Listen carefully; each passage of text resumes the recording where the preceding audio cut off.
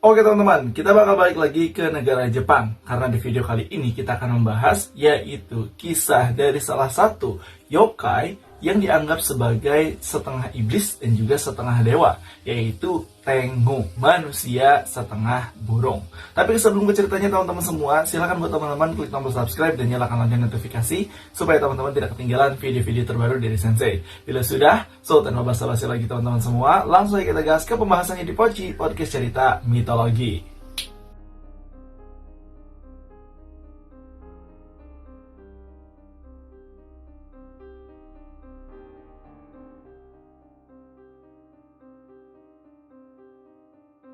Siapa sih yang gak kenal dengan Tengu, yaitu salah satu makhluk dari mitologi Jepang yang termasuk ke dalam jenis yokai yang identik dengan pegunungan dan juga makhluk yang bisa terbang. Bahkan diceritakan, menurut mitologi Jepang, Tengu itu adalah makhluk setengah burung dan juga setengah manusia. Ya mirip-mirip kayak Garuda dan juga salah satu dewa yang dari Cina sih teman-teman semua.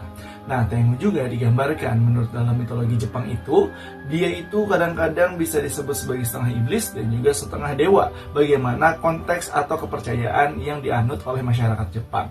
Jadi ada dua jenis Tengu tuh. Nah, ada Tengu baik dan juga ada Tengu yang jahat.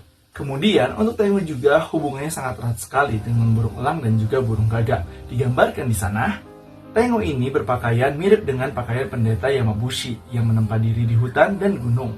Tengu juga memiliki hidung yang panjang, wajahnya merah, memiliki sepasang sayap, serta kuku, kaki, dan tangan yang sangat panjang.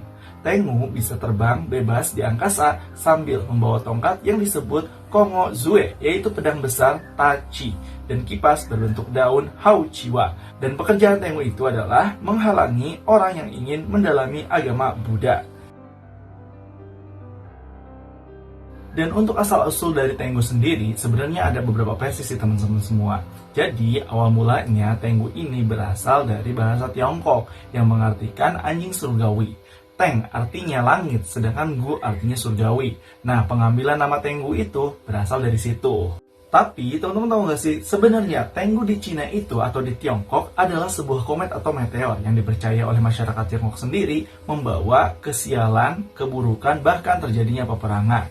Nah, Tengu ini ternyata pada saat memasuki atmosfer bumi, meteor ini akan mengeluarkan suara layaknya gemuruh atau gonggongan anjing, sehingga masyarakat Tiongkok menyebutnya sebagai anjing dari langit. Dan juga Tengu menurut versi dari bangsa Tiongkok, di Taiwan juga ternyata masih dipercayai sebagai anjing siluman, sehingga masyarakat dari Tiongkok ataupun Taiwan ini masih percaya dan membakar sebuah kertas yang diisi jimatnya itu gambar seekor anjing langit yang dipercaya oleh mereka sebagai penghalang dari bala petaka yang akan datang. Sedangkan dalam sebuah buku yaitu Nihon Shoki dijelaskan pada tahun 637 pada bulan kedua, di situ diceritakan bahwa ada sebuah meteor yang pernah melintasi negara Jepang. Dan pada saat itu juga ada seseorang biksu yang bernama Biksu Min, yaitu biksu yang diutus oleh negara Jepang untuk belajar ke negara Cina. Nah, biksu ini menceritakan bahwa itu bukanlah meteor sembarangan, melainkan itu adalah sebuah meteor yang disebut sebagai meteor Tengu.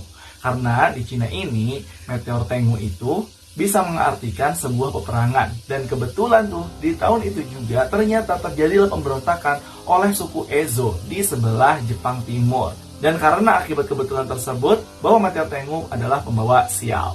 Terus masuklah ke periode Heian, yaitu penggambaran Tengu berubah. Meteor Tengu yang pada awalnya disebut sebagai anjing surgawi, berubah tuh menjadi sebuah sosok yang digambarkan adalah makhluk bersayap, yang diidentikan mirip dengan gagak dan juga elang.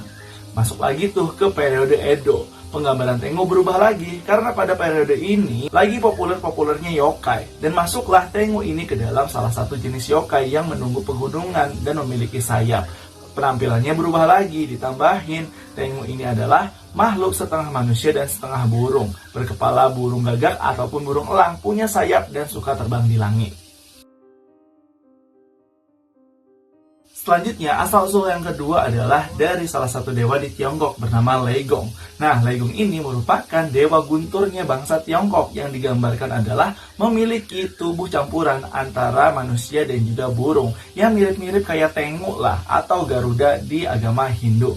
Kalau di Cina kan ada Leigong, nah di Jepang itu ada Reiko atau Reijin, yang penggambarannya itu udah hilang tuh penggambaran burungnya, malah digantikan oleh bentuk oni. Karena seperti yang teman-teman tahu, bahwa mitologi yang berasal dari Jepang itu biasanya awalnya itu dari bangsa Cina yang diserap oleh masyarakat Jepang. Oleh karena itulah, penggambaran dewa Leigong yang ada di Tiongkok ini diasumsikan sebagai Tengu yang ada di mitologi Jepang.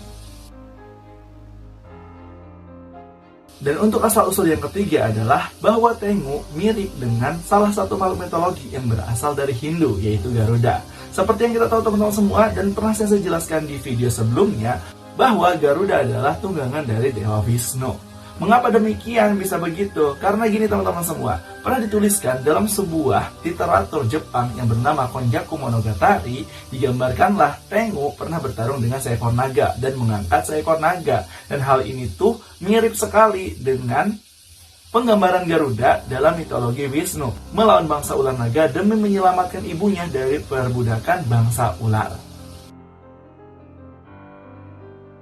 Tadi kan kita udah bahas asal-usul dari Tengu. Nah, sekarang ini kita akan bahas jenis-jenis dari Tengu. Dalam mitologi Jepang, ternyata ada beberapa jenis atau varian dari Tengu. Tetapi yang terkenal itu cuma ada dua. Yang pertama adalah Karasu Tengu atau disebut sebagai Kotengu. Dan yang kedua adalah Hanataka Tengu atau bisa disebut juga sebagai Tengu hidung panjang. Kita bahas dulu yaitu Karasu Tengu. Nah, Karasu Tengu ini memiliki badan seperti manusia berbulu dan wajahnya itu lebih mirip kayak gagak dibandingkan dengan burung elang. Karasu Tengu ini sebenarnya adalah leluhur dari para Tengu atau awal mula terbentuknya atau penggambaran dari sebuah Tengu. Nah, Tengu ini bisa diklasifikasikan merupakan Tengu yang jahat, yang tidak suka terhadap manusia. Bahkan dikatakan juga, Tengu jenis ini tuh suka nakal dan mengganggu manusia. Bahkan juga tidak suka ketika manusia itu pergi ke gunung atau ke hutan tempat Tengu itu berada. Jadi, kalau misalkan ada orang yang tersesat di hutan ataupun di gunung, itu biasanya diasosiasikan sebagai perbuatan dari Karasu Tengu ini. Terus juga, Karasu Tengu itu ternyata dikenal memiliki ilmu bela diri yang sangat tinggi. Penampilannya ini sering sekali membawa sebuah tongkat atau katana. Dan bahkan masyarakat Jepang mengatakan Karasu Tengu ini sebagai makhluk pembawa sial dan juga pembawa penyakit. Sedangkan untuk Hana Tengu sendiri, yaitu Tengu hidung panjang, nah, jenis Tengu ini hampir mirip seperti Karasu Tengu, cuman perwujudannya itu lebih ke mirip manusia daripada seekor burung atau seekor gagak. Dia memiliki hidung yang panjang, tetapi kulit juga berwarna merah dan kayak kakek-kakek lah atau Yamabushi, yaitu pendeta atau biksu yang berada di gunung.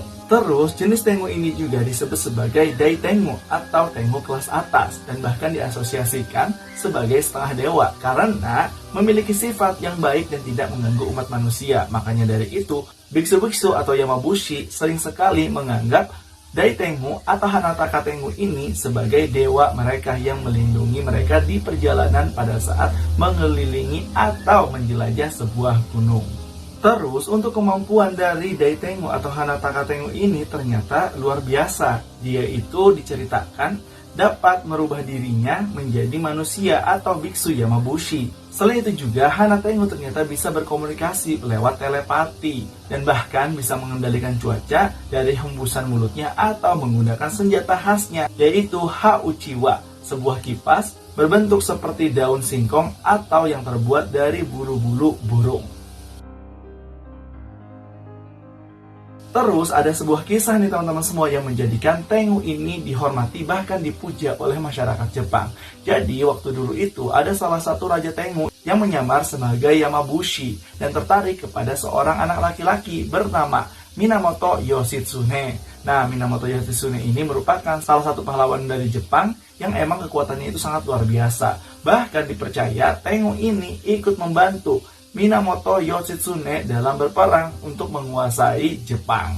Dan karena kemampuan dari Yoshitsune ini sangatlah luar biasa dan juga terkenal, nama Tengu itu naik daun menjadi makhluk yang dianggap sebagai penolong Yoshitsune dalam menguasai dan mencapai kejayaannya. Dan dari situlah Tengu itu dianggap sebagai setengah dewa dan malah dipuja oleh masyarakat Jepang.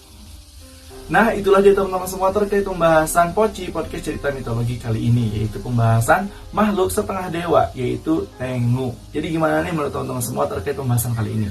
Apakah seru atau punya pendapat lain? Langsung aja kita diskusi di kolom komentar ya. Dan jangan lupa untuk like, comment, dan subscribe. Nyalakan lonceng notifikasi supaya teman-teman tidak ketinggalan video-video terbaru dari Sensei. Ya sudah, sampai jumpa di video selanjutnya. Bye-bye semuanya.